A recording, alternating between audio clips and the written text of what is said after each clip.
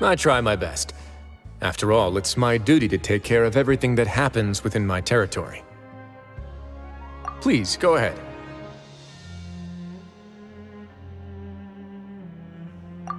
That's a bit of a long story. I once had a similar experience. It had to do with the host family I lived with as a child. I was an orphan, adopted by a couple with a great deal of love in their hearts. I had many siblings, and we all adored each other.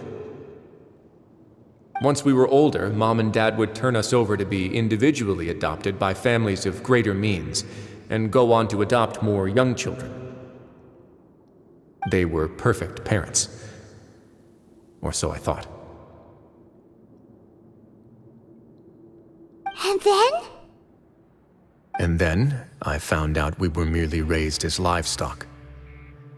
Once we had reached a certain age, our parents would bring us to the market for sale. All children that were sold would leave the house, and nobody would know what became of them. As for those who didn't sell, they were merely disposed of. Did you know I once considered myself an extremely lucky child? And all of my friends, all of my siblings, they all felt this way as well. I was also not the first to find out about the truth. All those who found out before me were simply added to the disposal pile. I could never shake the feeling of irony every time I juxtaposed their tragic ends against our parents' adoring smiles. Yes, like the society, my parents created a facade of joy, lied to satiate their desires, and even employed incredibly cruel methods to keep their grasp on power. They did all of that, but never considered how their actions would utterly ruin all the children they took under their wing.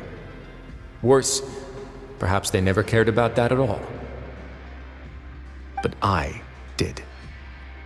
So in the end, I killed them and set all of the remaining children free. I was convicted for my crimes and exiled to the fortress of Meripede. My methods were extreme, yes, but I was still a teenager at the time.